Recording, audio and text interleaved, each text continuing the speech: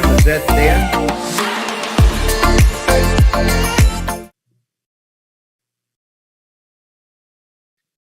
Okay, we're live, and does that mean there's going to be a match soon?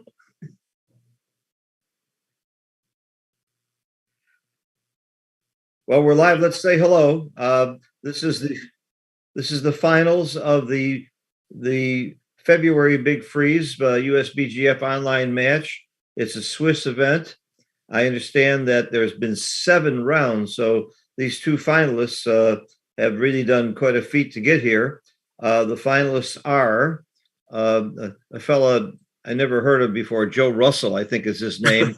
He's only won the world championship once, but he almost won it a second time. And he's been a giant for many years. And he's the chairman of the board of the USBGF and certainly one of the top players in the world for quite a while.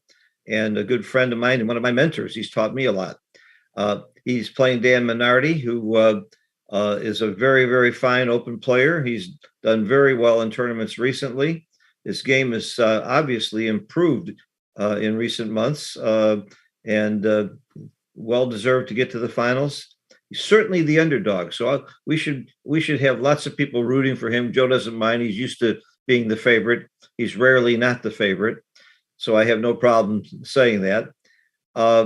I'm doing the commentary. This is Phil Simborg. I'm living down in Florida now, and my good friend Doug Mayfield, from formerly of LA and now in Las Vegas, is with me.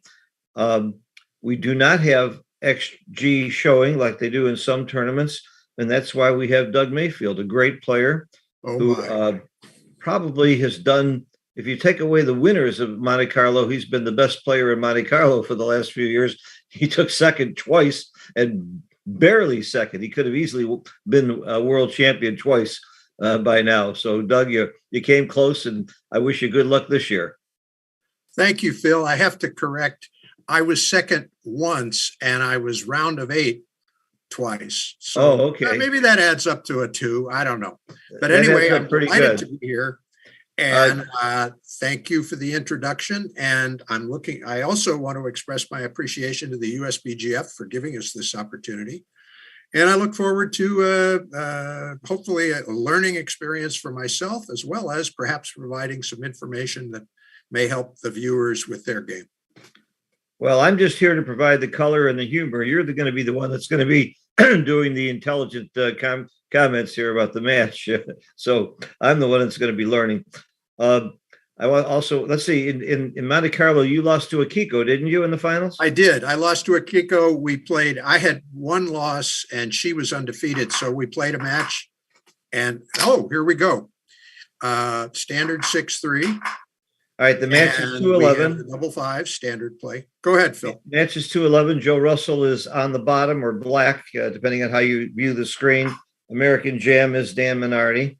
And when you get an opening double 5, that's a strong blitzing game, and it's really not much good for a whole lot else. So Joe's going to be playing a blitzing game and trying to hit as much as possible. He's got a big advantage. And look at this. He's doubling. And normally that's a take, but he had an extra checker in the zone. If it was the second roll with 1 up and a checker on the 4, it would just be a borderline double. But that extra checker in the zone, and by the way, when you're blitzing, the zone is all of your checkers in the first 2 quadrants. And Joe had that 1 extra checker, and I agree that was a pass just because of that 1 more checker. What do you think, Doug? Yes, I would have passed. Take away 1 of those checkers in the zone, and it might not have been a double. It would have been really close. So it's really a major concept to think about when you're blitzing. Okay. I don't like that 4. Yeah, I think with an anchor, you should. But it worked. Yeah, we don't like big stacks in the early game. One of your goals is to unstack, not stack. Yes, he had other options with the 4.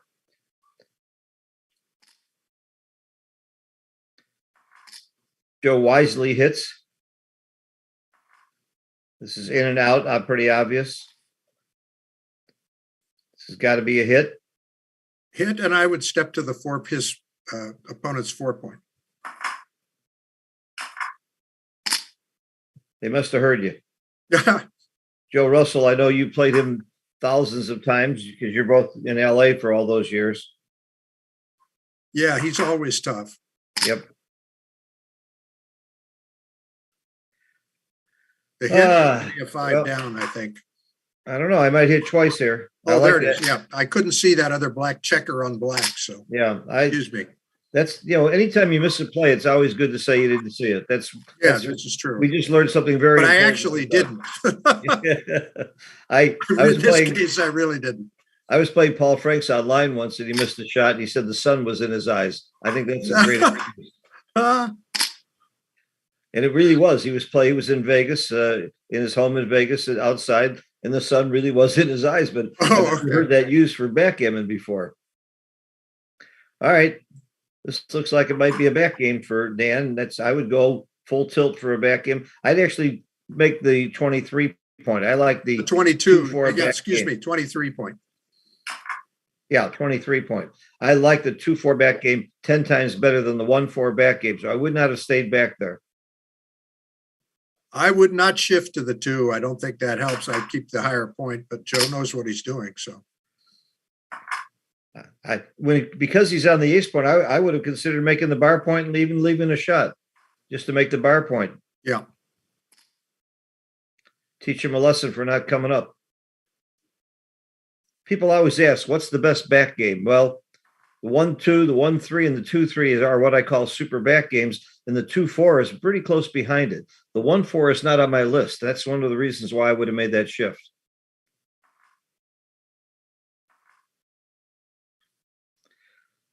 I don't like Dan's timing. He's a little bit too far advanced. He could get caught in the switches here. To have a really good back game, you need to be down in a back game like this. You'd like to be down 60, 70 pips when you have the 1-4 back game. Yeah, and he's lost his pivot, which counts for something when you're trying to time your back game. Yeah, what Doug is talking about, the pivot, he means the 13 point or the midpoint. And 1993, Kit Woolsey wrote an article on the importance of the midpoint in a back game. And I'll never forget the article, and I've reread it and sent it out to my students many times. People really don't realize how important the midpoint is. It keeps your opponent from priming you, and it gives you a landing spot. I would say he's going to run out. Oh, yeah. I don't see any reason to do anything else. I don't think you want to advance that. I would not have played 8-5.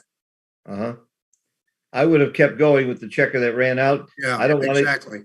I don't want to get hit on the 8 point because that's the point that Joe wants to make. Yes.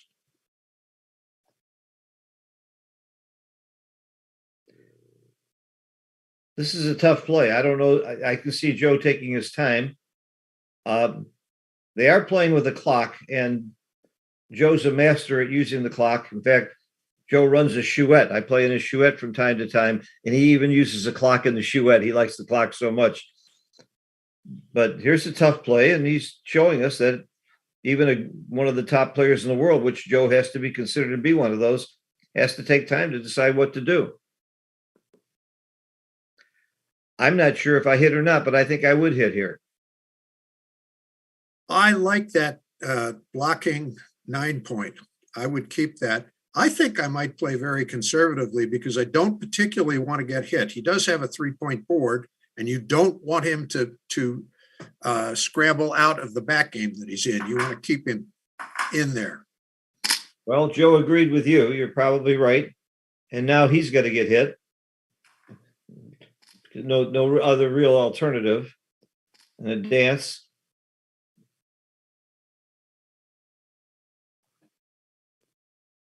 I hope he's not thinking about doubling. Yeah, I'm puzzled about this delay too. Yeah. Double threes. I see. Not very good for his side. Sometimes you have to scratch something. That's what it was. You got to. I don't think well, this is I'm slotting. I'm slotting the 4 point. Yes. And 1 up. Yeah. I don't like throwing that checker to the 3. It doesn't do much good there. Well, this is going to be very tough on Dan, I think. This looks already, let's see, 23 pips. Well, you come in on the 1 and come out with the 4. Yes, for sure. You've got to free up some checkers. You're running out of checkers on your side of the board. Right. I don't like that play at all. No, this is, I would double this from the roof.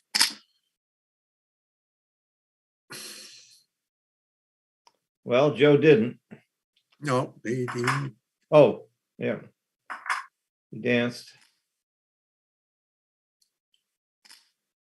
Danced again. I kind of like your thought about doubling from the roof. I would have at least thought longer about it. Joe didn't take much time.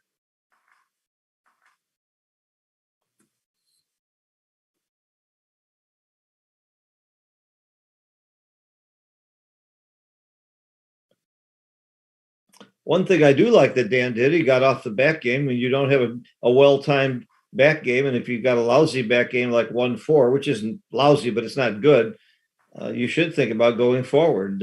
Yeah, I would bring the checker off the 24 out to the 17. 17.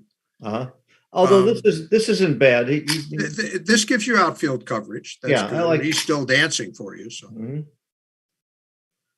gives Dan a lot more options, and I'm not that scared about getting stuck on the 24 yet. Now, is Dan thinking about doubling? I think it's a good gambling double. There is some really big. Well, let's see. But I don't like the double here. I don't think it's a double. He hits the second man with 1s, 7s, and 8s. And Joe could dance again, even if he doesn't hit the second man. Yeah, but he's favored to come in. He might well anchor. I don't think it's a double. I'm snapping it up. For sure, I would take. But I think he's investing some time reasonably in considering it. Oh yeah, I have no objection to taking time. He did not double. He got the hit, which is great. And if Joe dances here, now he's got a very strong position, and he may have lost his market. But I don't, Joe anchors. The in-between variation. Yeah.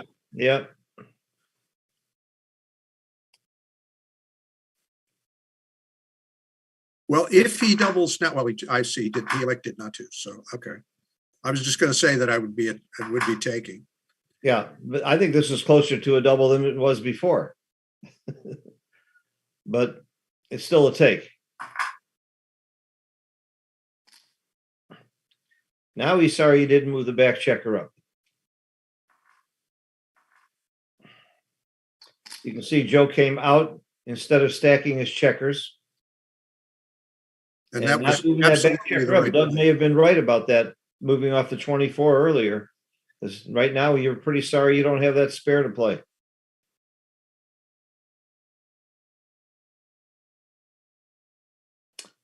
Just got to go to the 3-point and wait. And hope. Wait and hope. Hope you roll a 3 or a 2. I don't like this at all. No. This is way too rich. Joe likes to hit. Just got to go to the 3-point and wait.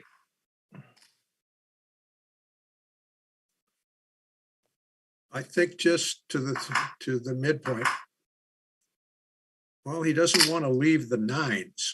Well, not only that, that's another builder to the bar point there to help make points and hit. I like this play, Joe's play. Okay. Double 4 is a pretty bad roll. Makes the 3-point. Makes the 3-point. Yeah, makes the 3-point. But he would have liked to get some movement out of there. This is first to break. Yeah.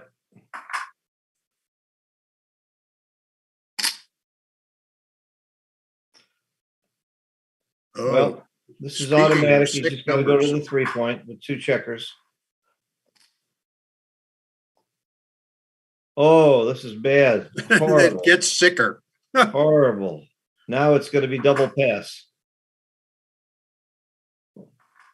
The race is even, though. It might still be a take, but I'm doubling. Your opponent doubles. And Joe did double. I'm not sure I would take this, even though the race is even. I would probably pass. Yeah, the 2 is devastating, and if not, he's going to get to the outfield first. He took. I was passing that cube. Me too. Now, if your name is Dan and you're playing Joe Russell, you might gamble a little bit on cubes. That's you're playing a giant and you're not a giant. Dan's a good player, but he's not a giant. So maybe you should gamble and take cubes like that.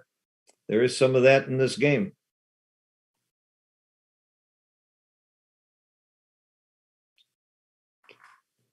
Oh, out and hit is a big play, but I can see he playing gammon prevention here instead of trying to win. Yeah, with a 5-point board, you have to be. Yeah, I don't think you want to leave that direct shot. Yeah, I think he played right. Would have been more exciting for us though if he came out and hit. Yes, he's not being very considerate to the commentators to give us something right. really we love action. Yeah, I like action. I don't understand leaving the 3 that wasn't good for him anywhere. Oh, it's duping the 3 that covers. I see. Yeah. Okay. Duplication is just such a major concept that giants like Joe Russell are always conscious about. He had to have a 3 to cover and a 3 to hit. So the only way both happens is with a double 3 or with a 3-1 in that case. But it was going to happen less. Well, you just come out with the front checker, I think. Yep. No, the back checker. Why the back? Well, that again dupes the 3s, and the other way gives 6. Well, then would have duped the 1, 3-1. Oh, yeah, joker. I like the front checker better. And counter joker. Yep. Serious trouble for Dan. Yeah, that was a great roll for Joe to hit him from the bar. And that makes the gammon risk pretty high for Dan now. Although, what do you think, Doug? 30% gammons, 35% gammons? What do you think? Maybe 40? My estimate here, I'm over 40%, I think. Over 40? Well, he came in now, that helps. But even so, he needs 1, 2, 3, 12 crossovers. So any set or, I would say over 40% or so. Okay.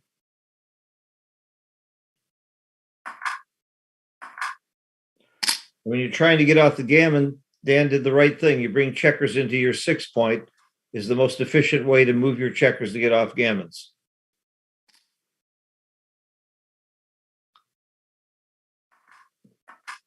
Let's see. Uh-oh, here's a shot. Needs a 2.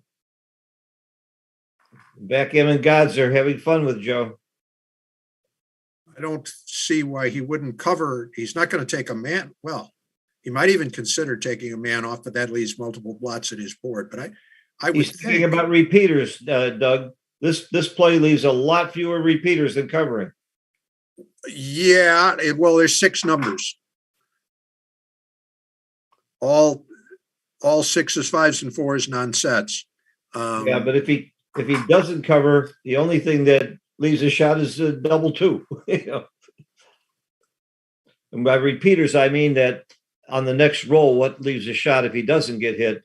And Joe made the play that leaves the fewest repeat shots. There's 2 things you think about when you have to leave a shot.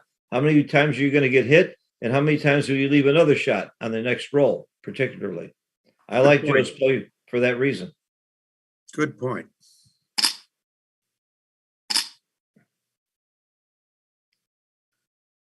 Okay. 3, 6, 7, 8, 9. 6 checkers off. Because of the poor board for Doug, Joe's still going to be a little favorite here. But Dan still got chances here. I split them all out. I don't slot, of course. I like spreading it out. And I'd have been hit. Yep, you would have been popped. I would have been hit, which I don't think would be that terrible here, as opposed to having it spread out. You would get off the gammon probably anyway. All right, this game is pretty much over without a gammon.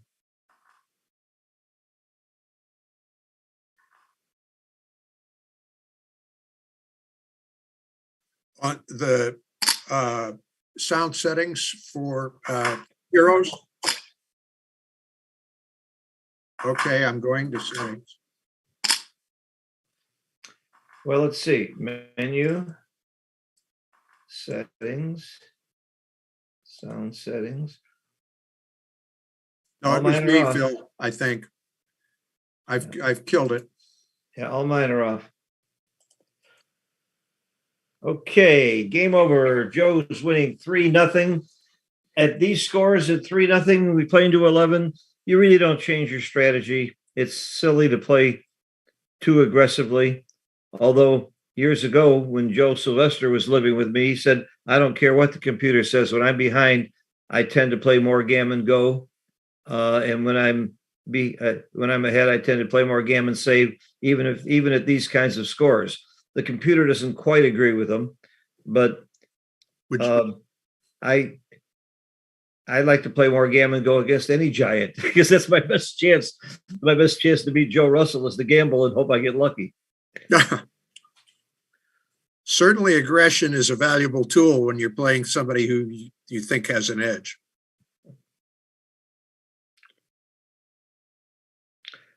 Actually, I got really good advice the first time I was in the finals of a major tournament. I was playing Mike Sankiewicz and Novi, and Mike was formerly #1 in the world on the giant list. And it was a first really big final. So I called my coach, Perry Gartner, and I said, do you have any good advice for me? He said, hedge, which for those of you who might not know, hedge means you offer to split the money and don't play or make a deal. It was the best advice I could get. And he was probably right. I did get lucky and I won that match though.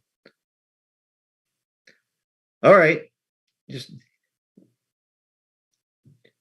I'm not sure I like, yeah, that's right. You leave a 6-1. You dupe the sixes. If he doesn't roll a 6 or a 1, you have a huge game. It's game over. Yep. The race is huge. It's game over. It's double pass.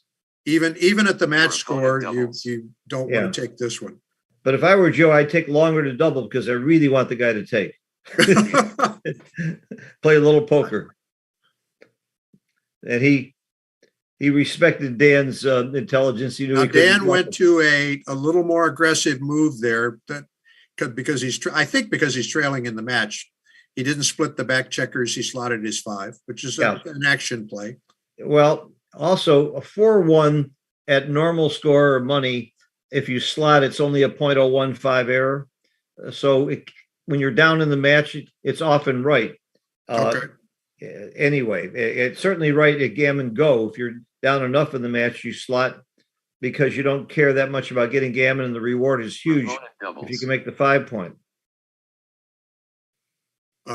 I think this is an easy take, even though he's ahead in the match. I don't see any reason not to take. I mean, oh my God. I'm surprised he passed. I'm surprised he passed too. I wasn't sure it was a double. But I respect Joe Russell too much I wouldn't bet on it. I do bet Joe often. And I don't mind losing the money because I usually learn something. And once in a while I'll win a bet from him, but we bet on plays all the time.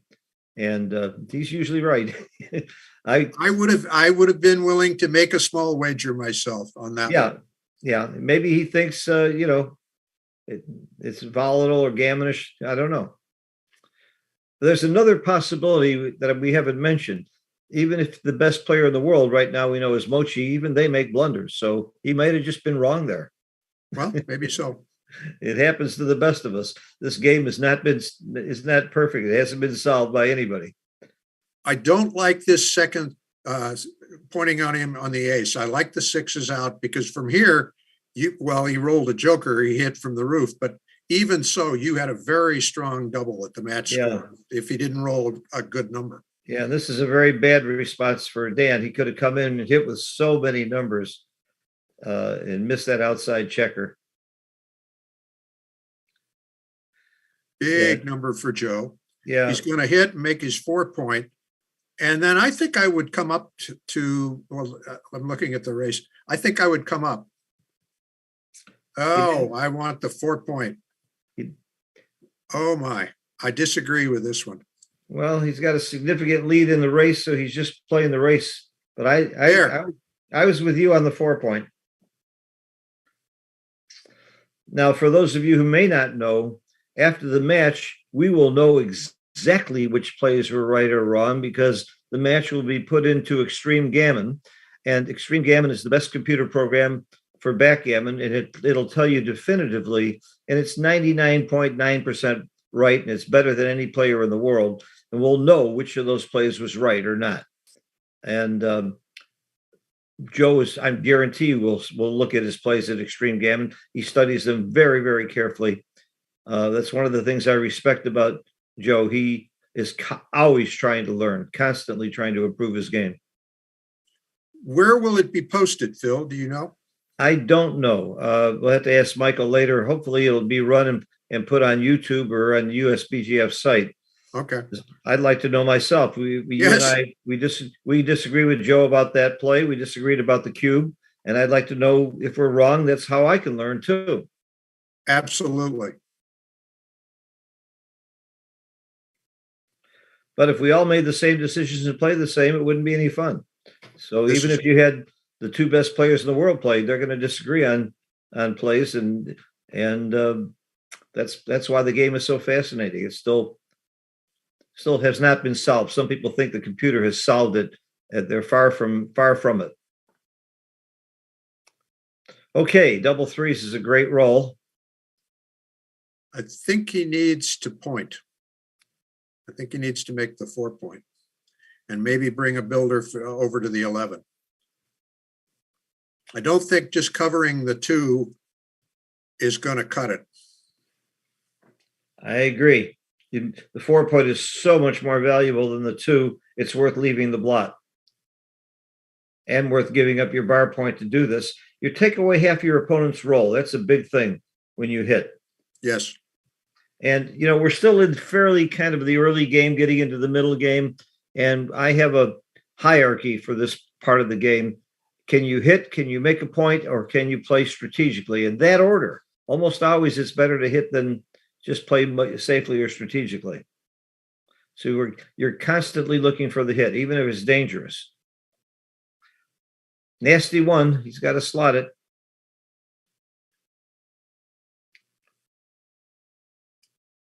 I'm hitting. I wonder if Joe hits. I hit. Yeah. He has a lot in his board. So. Yep. This is my play. 3-3. Pretty good shot. Yeah, you got to make the 3 point and have a decent board now. Joe needs a 4. He got it. And I think he just lifts. You bring them both nice in. To come out, but 1s and 6s against a 4 point board seems a bit much. Yeah, bring them both in. We agree. Double 6. And you just bring it around. If Joe doesn't roll a 1, it's game over. If he rolls a 1, it might be game over, depending on what he rolls. Yeah, depending on what time, which ace. Yeah. I think it's double pass here. The best 5 point board is very, very strong. Is he thinking he might be too good? I would not play for the gammon. I wouldn't either. Opponent doubles. Double and pass.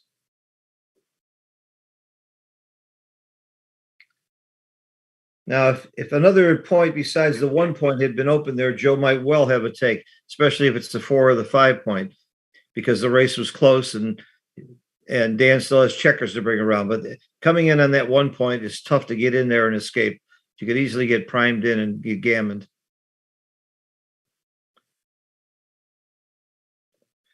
Oh, good roll. Bring 1 down for the builder. I come in on the 1, not the 3 here. I think you're giving him way too many ways to hurt you. I don't make this play. Well, I think his reasoning is that he has he had 2 back to 3 back, and he wants to not get locked on his opponent's ace point. But I see your point, but I think I might have made his play. Okay. I'll bet you I wasn't sure.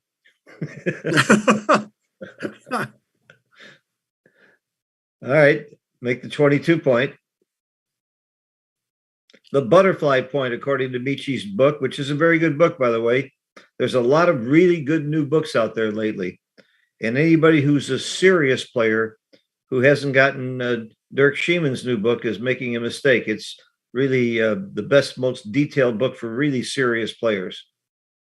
And Mechi's books and Mark Olson's written some books lately that are excellent. Really getting a lot more quality material in the last few years than we've had in a long time. 6-2 out, I suspect. Out scout. Helps cover the outfield. Yeah. Well, he duped the fours and he hit with a 1. So. Oh, I don't know about that play. I might have made the 9 points. I thought he had 4-1. Could he? Oh, yes, he could have. You're right. I think that was the right play. Yeah, he's got a priming game, and making the 9 point really helps his prime after he's made the 6, 7, and 8. So I didn't like coming up with the 4, and he did it very quickly.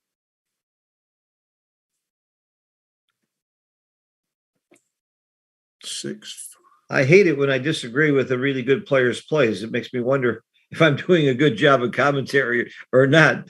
But I'm here to give my opinion, and I don't mind being wrong sometimes, a lot of times.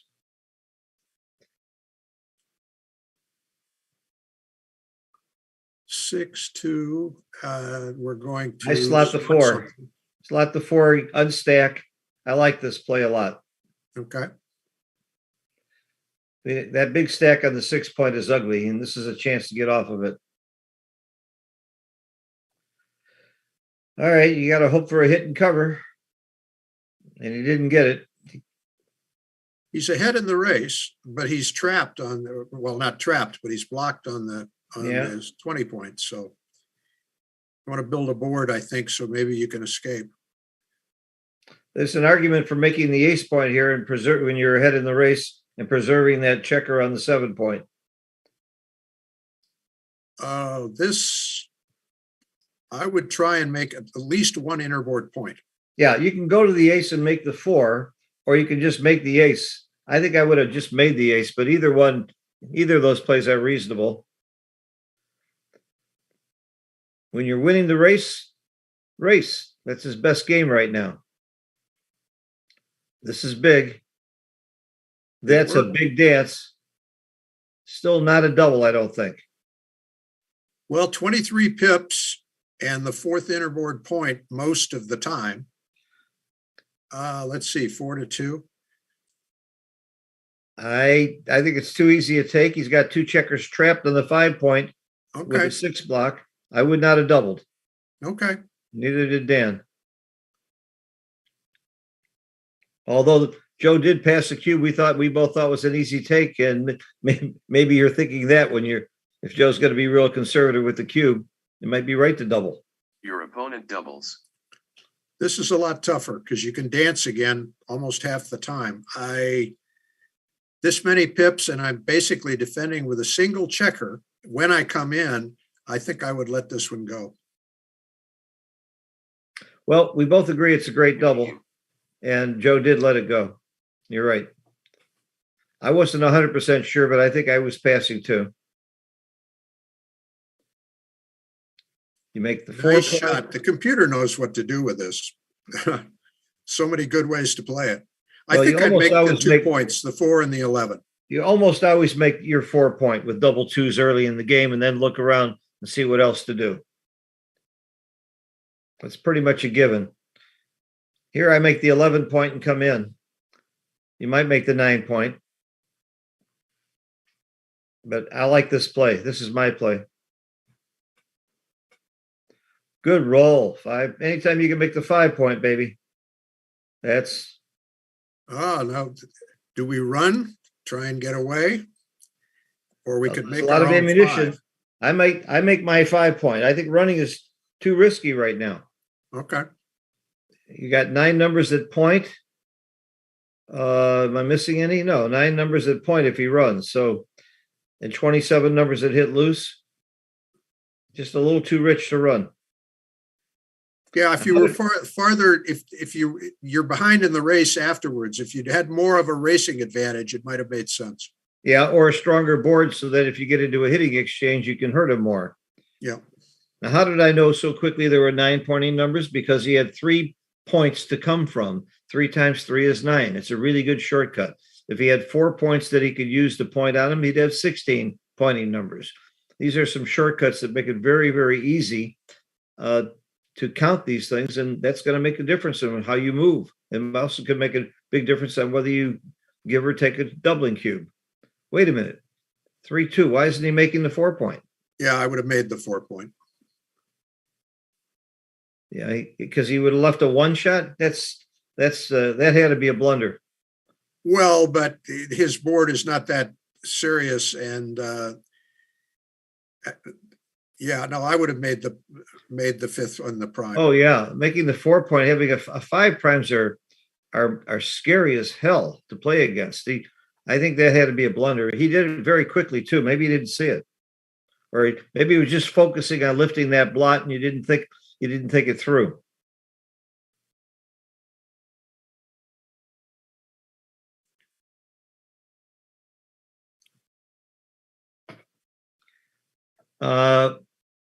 Up 9-16. I like this play. He's up in the race, and there's 2 blots in the inner board. And it's only going to get worse if he runs later. I like this play. I actually didn't think of it for a moment. Now that I'm looking at it, I think you're probably right. Yeah, you normally wouldn't do it, but the two blots in the inner board, it's kind of hard for Joe to hit and cover everything. I don't like the alternatives. I don't like this. Certainly one of those blots will get covered, and this is, breaking your prime. If I'm going to do it on your side of the board, I want to keep the 4 prime. Yes. Make it harder for Joe to get out.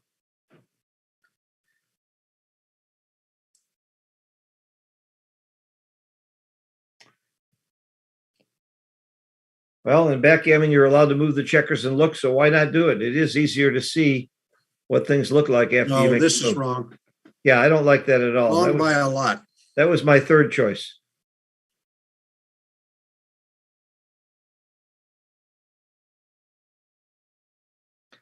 Now, Joe could come out with 2 because there's a blot in the board.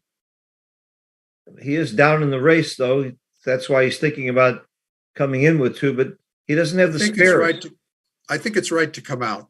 I do too, because he doesn't have any spares to play after if he doesn't come out. And he's going to, Dan will improve his board on this roll, on his roll upcoming, probably. So I think it's right to come out now. Yeah. The only thing that's stopping him is he's down in the race and he's thinking his game plan is to try and get a shot. But this is very stiff now. How does he play his next rolls? I guess he's thinking Dan's kind of stiff too. I don't see the alternative that he's thinking about here for his Dan's 5-4. I mean, he could have gone both to the ace and kept it, but this is clear. You want the 5-point board. Yeah, this is clear. And pick and pass is clear. You hit and pass. If Joe dances, it's game over. That's why coming out, this is one of the variations where coming out, would have helped him. Yeah, I didn't like Joe's choice there. And again, most of the time when I disagree with Joe, I'm the one that's wrong. So I'm showing you my stupidity by disagreeing with Joe. Well, I'm not necessarily stupidity, maybe stubbornness. Would I rather be stupid or stubborn? Good choice. How about both? How about both? Yeah.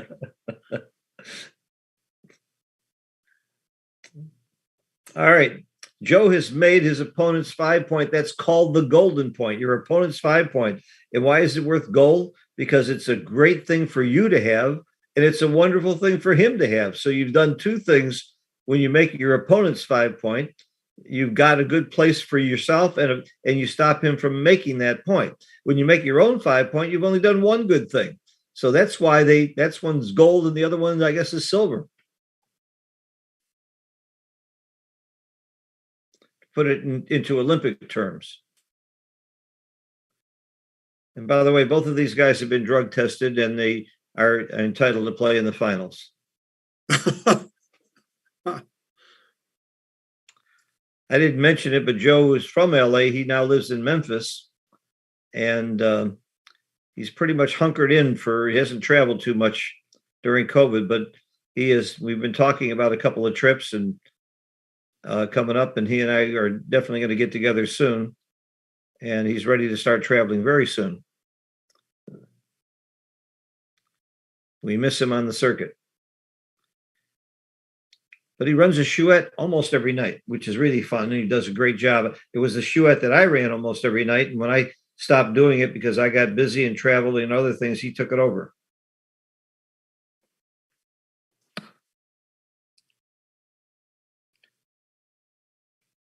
Great shot. Great shot for Dan.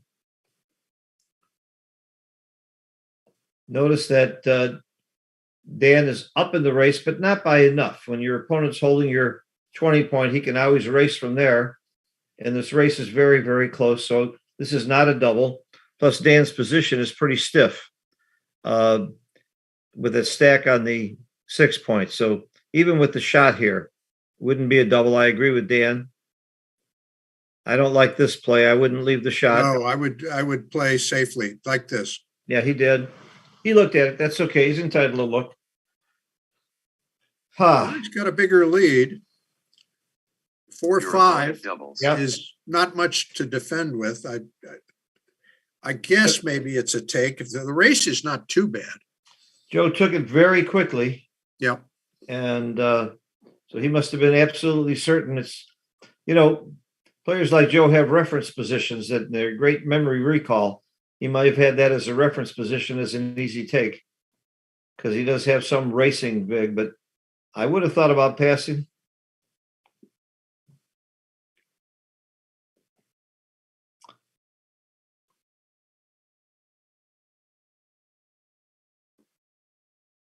The question is how you use your spares here.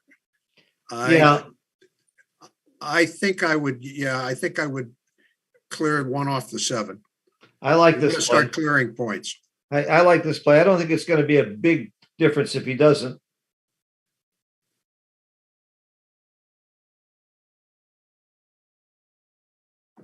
I keep my prime because Joe can really crack here now.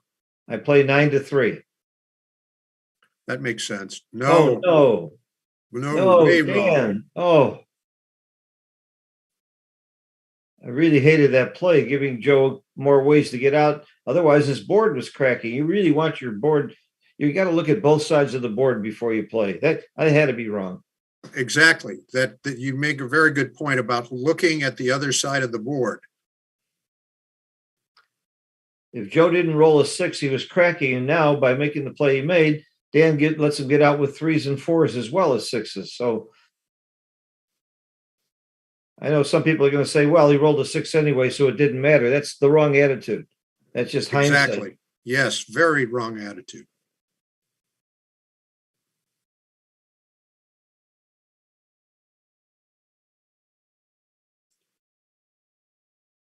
I come out with the 3 because I don't want to be, well, it's hard to get pointed on with the blot on the 2 point, but I want to get that checker moving and not crack with some anti-joker rolls. I think you're right. So this is forced. You clear the back point. Well, I'm beginning to see why Joe has to take here. His odds of getting a shot are pretty big. There are a lot of ugly numbers that may come up. Yeah, there could even be some double shots here. 6-3.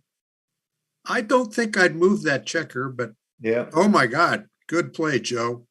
Because he would have picked and passed and covered the 2. Covered, yeah. He gets enough shots this way. I was thinking 6-3 would be a fun roll to see right now. Yeah. Picture how that would play. I think it would have been a quadruple shot. Yep. I think that his first instinct to leave the shots now and get off the back point, cover the 2. This, it's going to repeat badly. I think you pay the extra shots now and make the 2 point. I'm with you. You don't get hit. I'm with you, and he didn't. Proving it was right because he didn't get hit. Exactly, yes.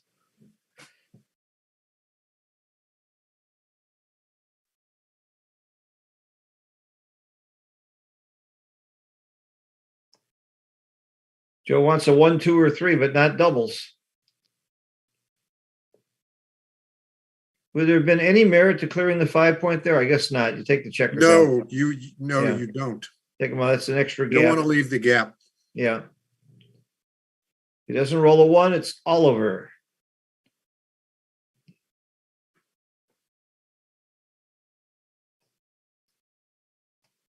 I'm interested to see how big a take that was. Joe took it so quickly. It must have been a take, but I would have thought about it for a while, and I might well have passed this cube.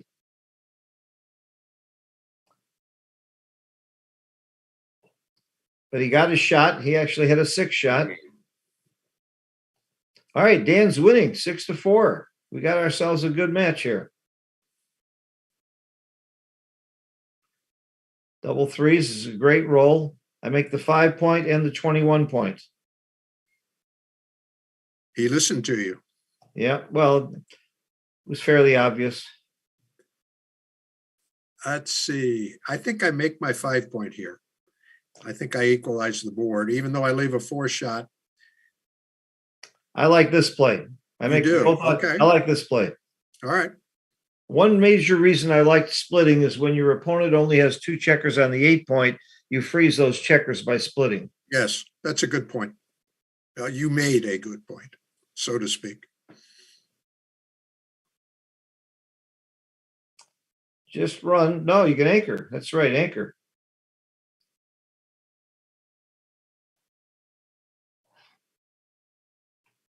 I like these games. I call them spy versus spy when you're both holding the same points on each side of the board. First one who blinks loses.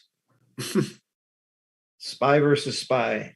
And by blink, I mean making a mistake like running with 1 checker or leaving an unnecessary blot or breaking your board too much is just the right way to play these. You have to be patient and hope you roll doubles before your opponent. Like right now, I would volunteer there. I would have come off of 13. Yeah, me too. And Joe didn't, so what do we know? But well, we know our opinion. Yeah, I don't like going to the 2-point. And so you give him a 9, that's all. Again, I come down and make the 2. Well, the alternative leaves 3 blots and no, another alternative is to come out with both, but he's down in the race. Yeah, I don't like coming out. Yeah.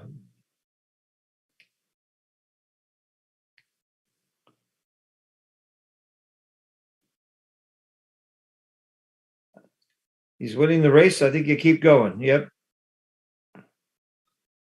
You don't want the gap. You're not trying to hold him as much as you are trying to bring it home.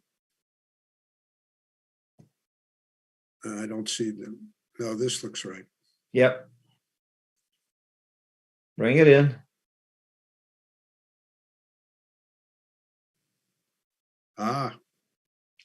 You got to run and cover because otherwise you're leaving a blot on the other side anyway. And now, do you come out and hit? I do. Joe does. Oops. Big shot. I'd say hit the second man. I don't know. You don't hit the second man. You do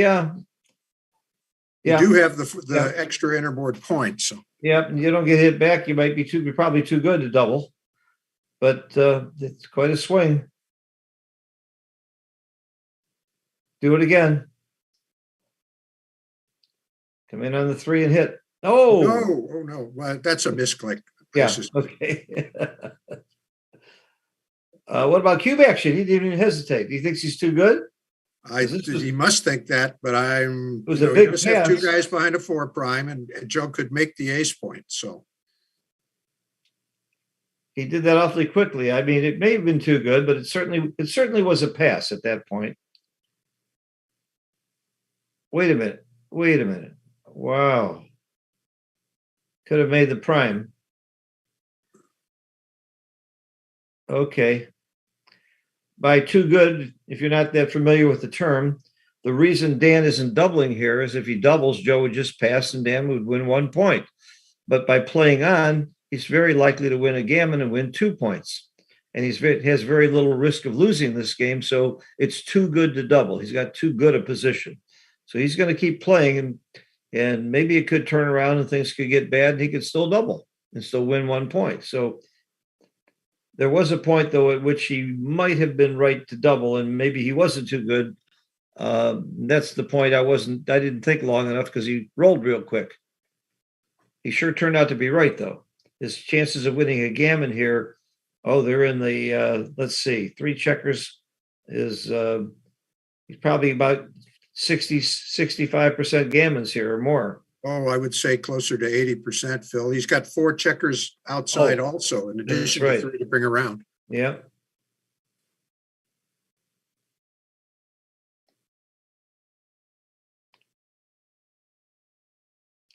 And once in a great while, you would have backgammon. A backgammon is when you take all of your checkers off and your opponent still has a checker on the bar or in your inner board.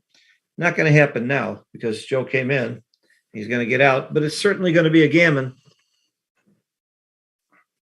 And Dan's going to take a nice lead, 8-4, which really what we care about in backgammon isn't the score of 8-4. We care how many points you need to win. So Dan would be 8, which means he's 3 away from winning. And Joe is 7 away from winning. As a reminder, the winner of this match is the winner of the tournament, and the loser of the match is in a 6-way tie for second. That's what happens at a Swiss tournament a lot of times, because he'll have the same record as 5 other players by losing this match. And it doesn't matter if you lose in the finals or not. Every loss is 1 loss. All right, Dan's got a nice lead here. I told you at the very beginning Dan was highly favored, didn't I?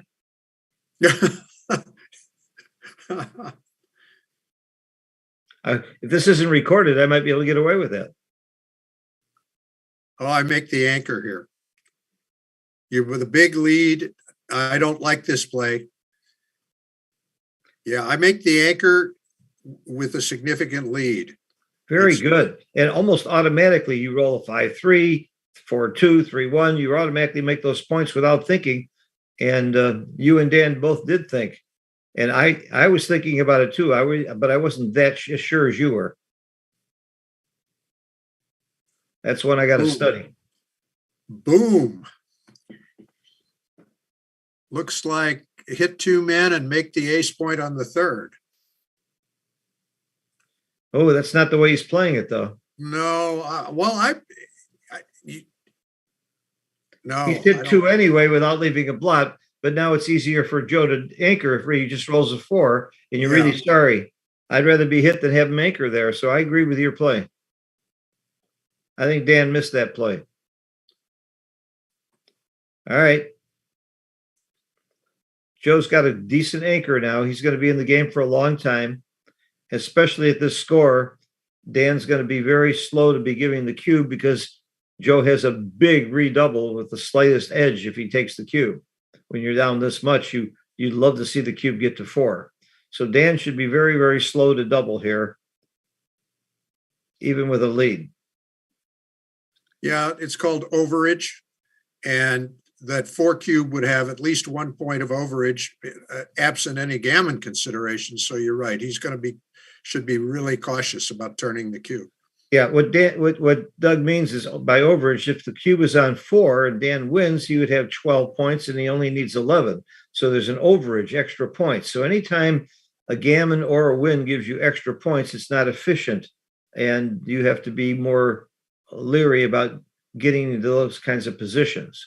So Dan has a very strong position here and he hasn't doubled, but now he might even be thinking about gammons. This is probably still a take for Joe at this score. I'm sure it is. And at many other scores, you would pass this cube. He came in and around. Yep.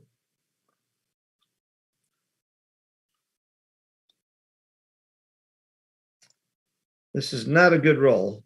I think he's forced to hit. he's got a huge racing lead. I might come out with the 6 and bring the 4 to my own 6 point. Not me. I'm hitting. You're hitting. Okay. He's got a huge hitting advantage too.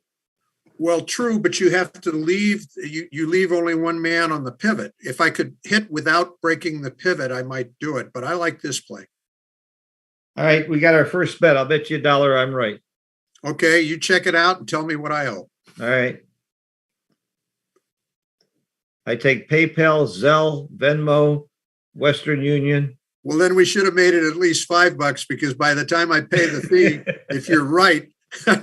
Well, I don't consider $1 gambling, and I don't want it $5 as gambling. And the USBGF does not encourage gambling. This is a family game, and I teach a lot of children to play this game because it doesn't have to be. It's matter of fact,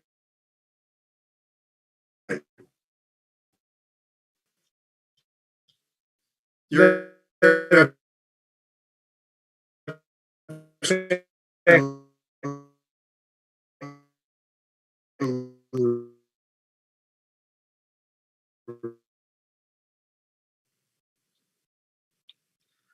good roll. Now you hit twice. Yep. Now you go for the throat. I had another mentor of mine that I miss dearly, passed away, Dean Munch. He used to say, hitting is fun. So hit when you can because it's fun. Covers the blot, sure. Joe's in big trouble if he doesn't roll a 4 very soon. He's going to hit again and come down. Why not come down and get more builders that way? It's still pretty good. Covers. All right. It's going to be another gammon. Now, one of the things that's nice about XG also when you put the match in is it tells you the luck factor. And the way it computes the luck factor is it figures out what the average roll would be on each roll. And if you roll a little bit above average, you get a little bit of a luck rating. If you roll a little bit below, you reduce your luck rating. The other guy gets a little bit lucky. But when you roll way above, you get real lucky. And my guess is in this match, Dan's had some real good luck. And a really lucky match would be something like +4 or +5. And that's my guess. When you see this done, I think we're going to see about a +4 or +5 luck factor. Joe's had some really bad dice here. But Joe's way too good a sport to point that out. He would never do that. Joe would shake his hand, say, good match, well played, something like that. And only a jerk would say, oh, you got lucky. And I've met a few jerks in my life, but not that many anymore. People have learned how bad that is and how unsportsmanlike that is. Why steal somebody's joy? Even if it's true, even if they played lousy and got lucky, why mention it? You mentioned a backgammon earlier. This is that never happens. Looking a bit like it, maybe. It never happens. See, I told you it never happens. There we are. The moment I mentioned it, it was can still happen. It can still happen. One double for if he rolls a double this next time, it's a backgammon. It's the match. 3 points. Boom. No, he saved it. Now, wouldn't this be exciting if Joe won from here? It was one roll away from a backgammon in the match, and to come back now, let's see, 1 away, 7 away. Crawford, what's he got? About 6%? It's under 10%. I know. I don't remember the exact number. Yeah. It's not that important whether it's 6%, 8%, or 4%. He's in trouble. But again, let's say I'm right for just a second. Let's pretend he's got 6%. That's not a ridiculous thing to happen. It could still happen. Plus, he's got a little bit more than 6%. If I'm right that he's a better player, he's going to likely outplay Dan a little bit, and for that reason, maybe he's got 10%. So 1 out of 10, it wouldn't be that weird for Joe to win. I've won from here and worse. One of my greatest joys ever was I was at a score something very similar to this, and I beat Matt Cohn-Geyer in the semifinals of a major tournament. Matt's far better player than me, and I had really bad dice the whole time too. I never got lucky at all.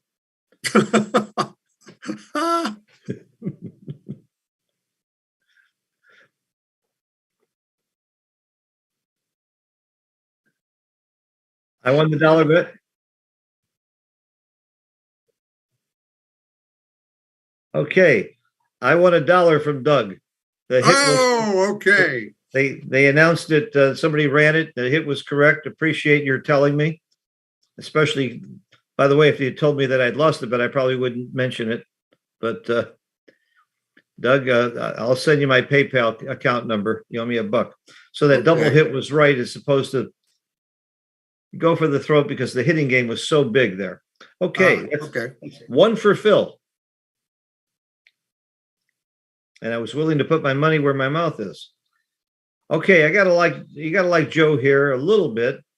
He's winning the race. Not big. It's pretty close. Only a small favorite. 5 pips. The other player has a roll. The average roll is 8 pips. That's pretty close to an even game. Now notice there's no doubling cube. This is a Crawford game. By that, it means that the first game that somebody gets to a 1 away or gets to 10 points in an 11-point match, nobody can double for 1 game. I like this rule a lot. Otherwise, the guy would just automatically double, and you don't have any edge to get to that score. But it gives Dan an artificial edge because Joe can't double and win 2 points no matter how good he plays. You can still win a gammon or backgammon, though. All right, exactly even race. Joe's got a slight edge because he's on roll. And so it's just a matter of the pips now. The slight edge just moved the other way. Now Dan's a slight favorite. Now Dan's a bigger favorite. And he's continuing to roll. Notice the average roll is 8, and Dan's rolls are been pretty much over 8 or close to it. And Joe's had a few bad ones. There's a big roll. That's 12 pips. That's 4 pips over average, which really doesn't sound like much, but it's a lot.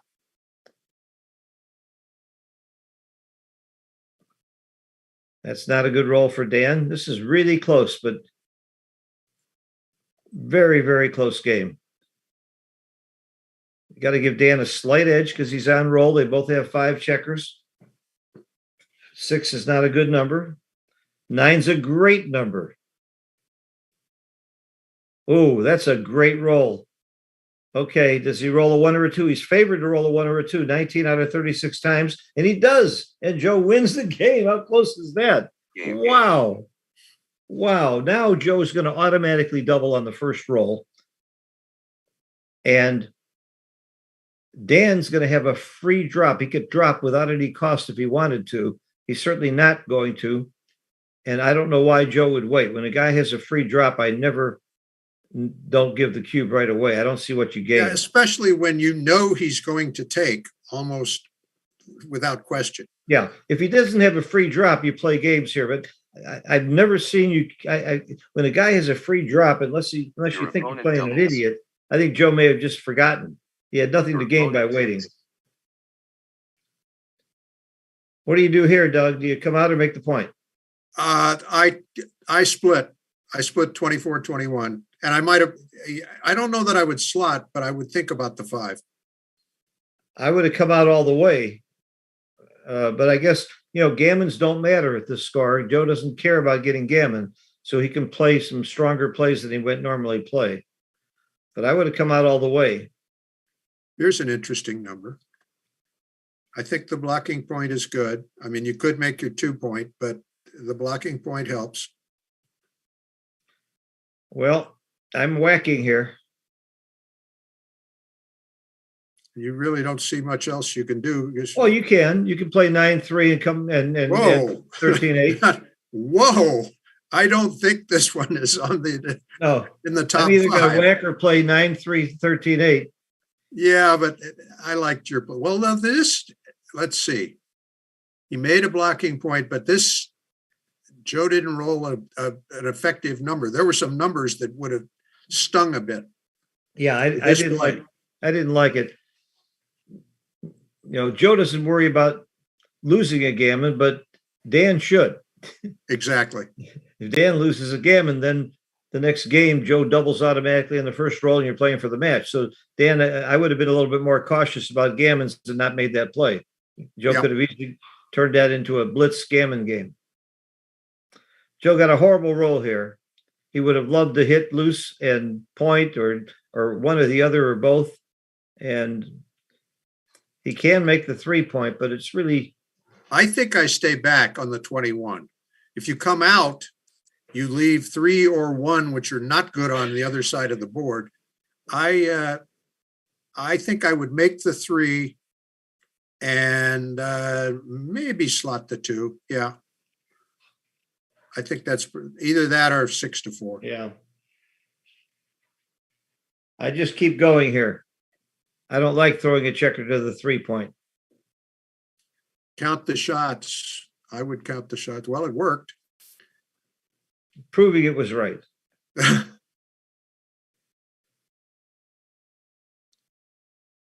Now you got to play a little bit of safety, I think. Yep. 11-5, 6-3.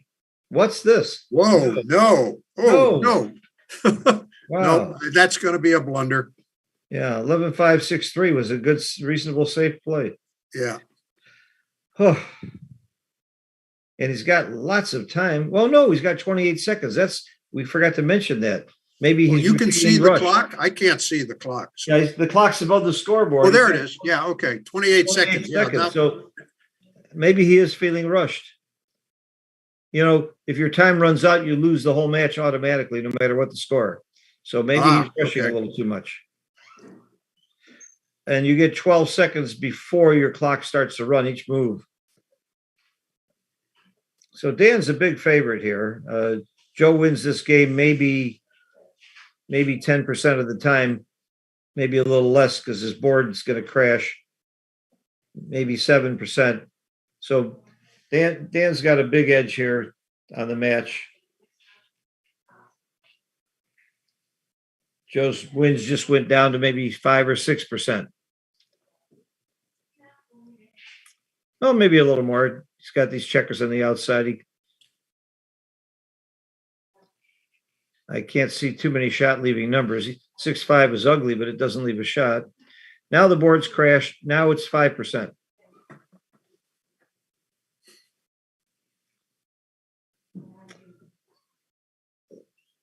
Just bring 2 down.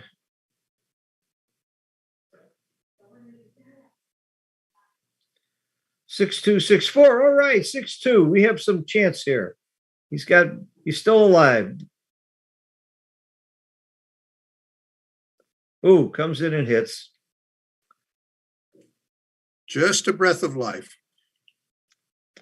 Well, we want to thank Ben Friesen for running these tournaments and Michael Meach for doing the technical on the streaming. Antoinette, who so wisely chooses the commentators and makes sure the commentating is done well. And overall, let's not forget to thank the USBGF and all the tremendous volunteers at the US Backgammon Federation who do so much to grow the game and make the game good for tournament players and run these tournaments. Just a wonderful organization, and a tremendous number of members of the USBGF are people who don't live in the United States because the benefits of the organization are amazing. The magazine itself is worth the price of admission, and there's all kinds of lessons and lectures, and I've made 250 videos that are free to the USBGF members, and I have guests like John O'Hagan and Stick and Perry and some of the top players in the world. Steve Sachs helped me do these videos, and just a wonderful organization. So why am I talking about this? I was talking about it as if the match was over, and then something happened. Joe built up a bit of equity. Yes, he did. He went from 5% to a lot more than that. He has to leave a shot here. That's almost as good as a hit, maybe even better than a hit to roll level 4s there. No, a hit would have been better. Dan's still got the edge, but it's getting close.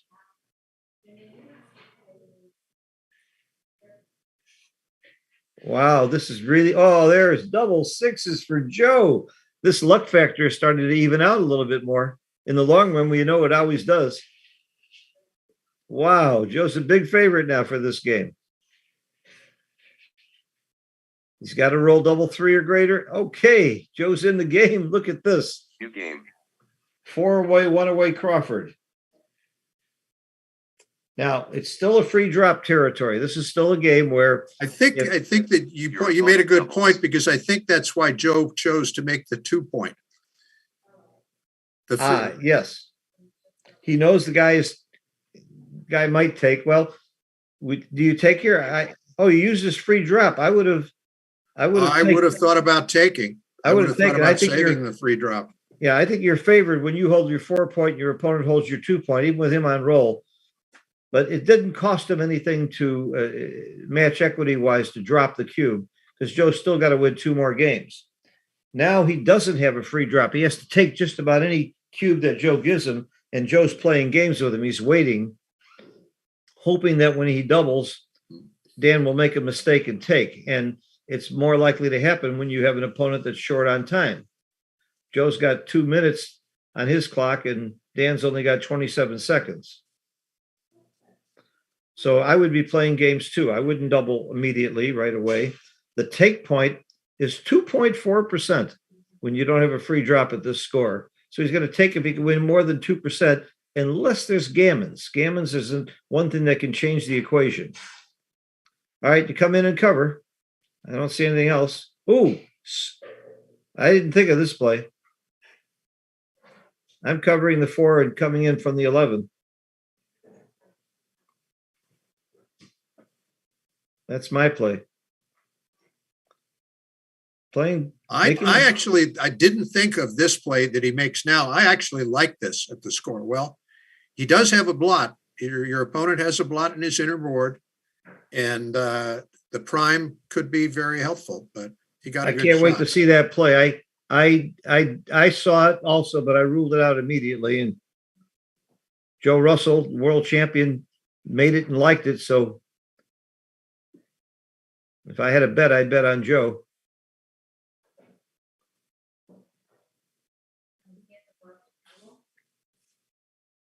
Boy, I was talking as if the match was over, wasn't I? And I had Joe at 5%. That's backgammon. And now Joe's equity is what? 25% roughly at the score. Can win a gammon, turn the cube, win the game, or win a gammon. So that gives him like 32% equity.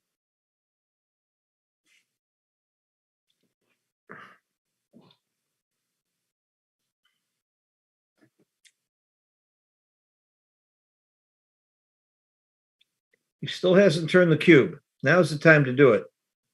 You can't wait too long. He might actually have a pass at some point. Not that he gets under 2.4%, but if the gammons get up high enough. What's the gammon value?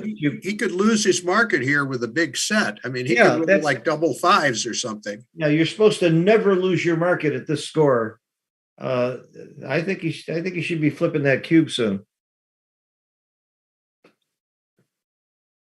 I don't know if you lose your market, even with double 6. There's not enough gammons. Maybe you can't lose your market here. Maybe that's the reason. Okay. Even with double 6s, he still has more than 2%, and he doesn't get gammon too much with the 4-point anchor. So maybe Joe's right. I was in the same position in a tournament recently, exact same position. And at one point I said to myself, I'm tired of thinking about whether I lose my market or not, and I'm afraid I might. So I just turned the cube so I can concentrate on the game. It was just too much for my little head to think about.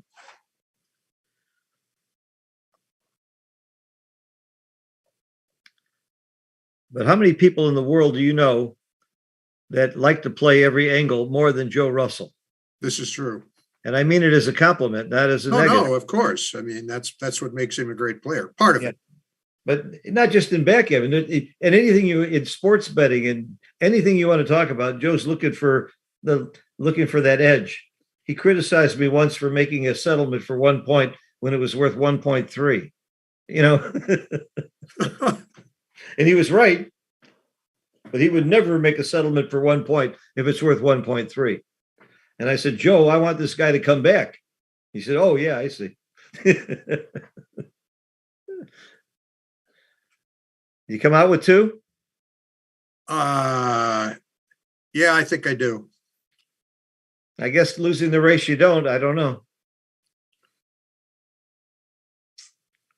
Although staying there, in a sense, since he's stripped, puts pressure on those checkers on the 7 and 8 point. Okay. Now it's going to be double pass, I think. And he lost his market. Am I wrong? No. He probably still has more than 2.4. It's going to be a double now. And he's going to hope Dan passes because it probably is still a mistake to pass. He probably wins more than 2.4%. And he still didn't double. When's that going to happen? It's not maybe possible.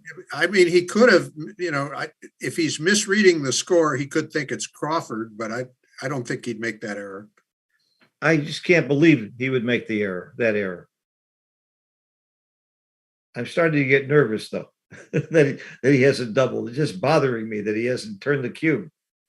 It's an automatic cube. I guess he's waiting for it to be an incredibly hard decision. Now you have to double because you can win gammons. You could close them out and win the gammon. Dan's got a 20-second notice just popped up. Yeah, he's down to almost no time. Yeah. Maybe that's why Joe's withholding the cube. Maybe he's trying to get. This must be a double. Yes, there it is. Okay. Is it a take? New game. Oh.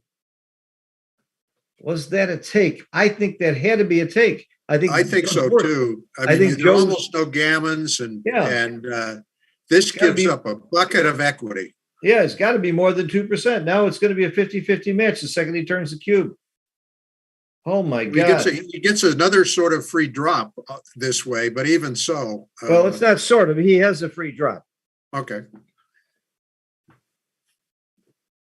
But that's only worth 2%. But still, I think Joe's ploy worked. It actually worked by waiting, and Dan did drop.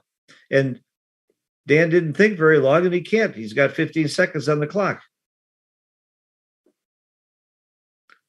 I don't like that Backgammon Studio warned him that he had 20 seconds.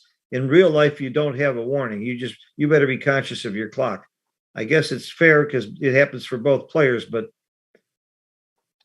clock management to me is one of the exciting, fun parts of the game. Are we on pause here somehow? I don't know what's happening. The clock's not moving and nobody's else. Did somebody take a timeout?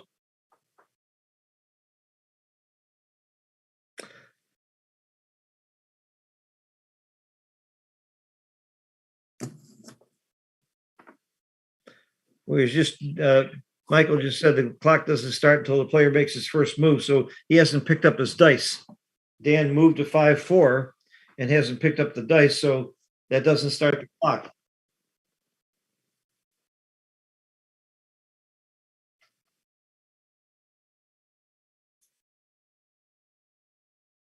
Okay, now it's going. Now it's going. Now Joe doubled.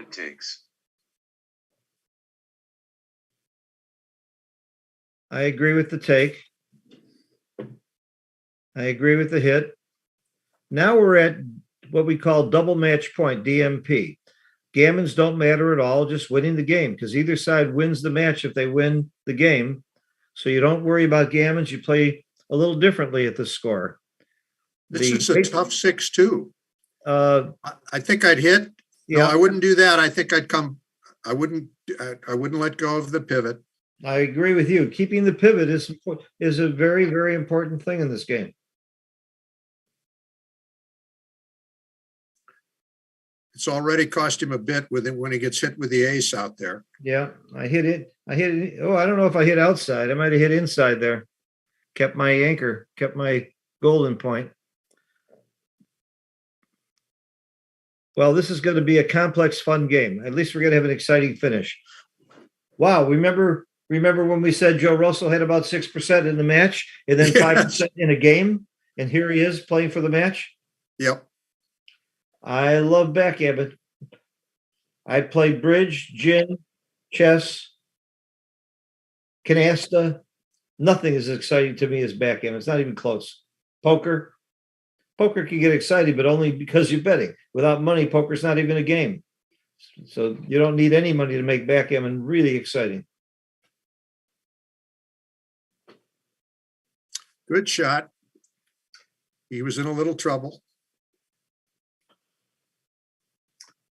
Well, I can promise you that Joe Russell knows how to defend back games. And hitting off the ace point there, I hated. Yeah, you wanted to come out to the bar point on the opposite side of the board. Yes. Yeah, I invented a game, and I named it after my good friend and great player Jim Pasco, called Pasco Gammon. And I played that game many times with Joe Russell, who's really a master at it. I don't think anybody's as good as Jim Pasco at it, but Russell is one of the best, and he plays and defends back games incredibly well.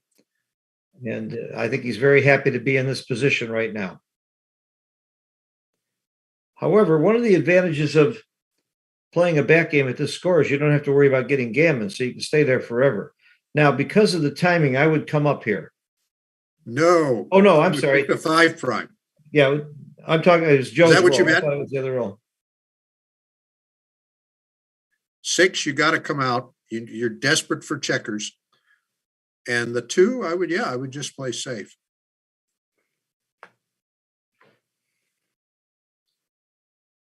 I think you can do anything you want with the ace. I don't think he's going to break. I don't think you mind leaving the 6 shot, because he's not going to break that point to hit. At least I wouldn't. Yeah. Here we are again in that 1-4 back game, which I don't like. I just come out with both. Yeah, that makes sense. So this is not well timed for Dan. No, this is pretty bad, pretty bleak. And Dan made a couple plays that I didn't like, and that's one of the reasons he's in this game, not well timed.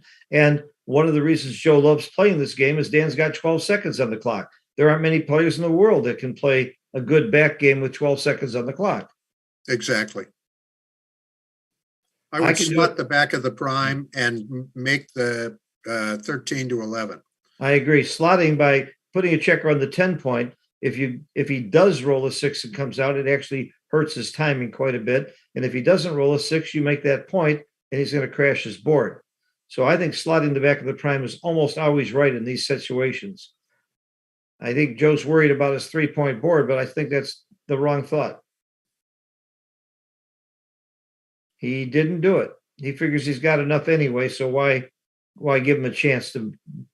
I like this play. Yeah, this was right. Yeah, he's too poorly timed for the 1-4 back game. He's got a better 3-4 back game. Or now we call this a double holding game. I don't even call this really a back game. Just bring it down. Oh. Crash City, population Dan. Sorry loss for Dan. He was a big favorite. He's probably about a 95% favorite to win the match. And then he was about a 95 favorite to win a game that wins the match. And here's Joe. It's not over, though. I would keep the prime and slot the 2. Not me. I like this play. Much more flexible. Much more flexible. I'd have made that play in a heartbeat. He's not trying to hold. He's trying to come in safely. He's not trying to hold his opponent here. And a point cleared is a point not to be feared.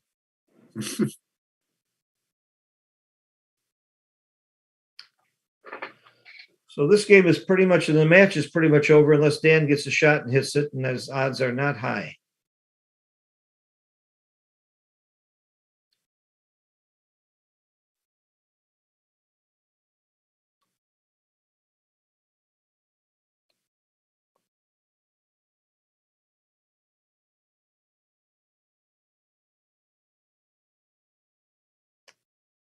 So when you're down to maybe 4 or 5% chance to win the match, do you give up, or do you do what Joe Russell did? You concentrate on every play, every cube decision. You keep fighting as best you can. Well, he may run out of time.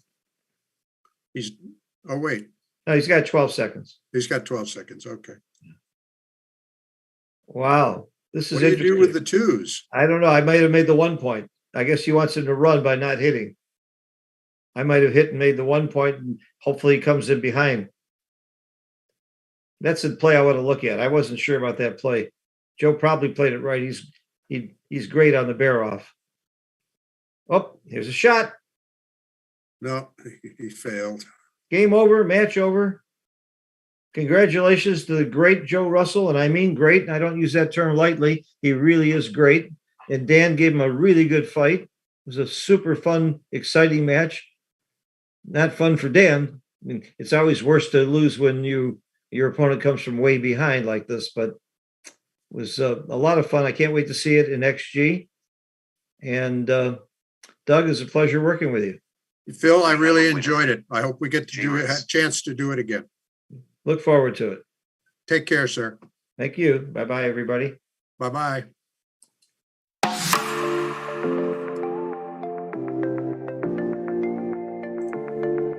You're welcome. Will it be put into XG and posted somewhere? Okay. It's recorded though, somebody can take it. Is it Heroes does that automatically. No, I didn't see it posted. Usually in the post, their PRs and their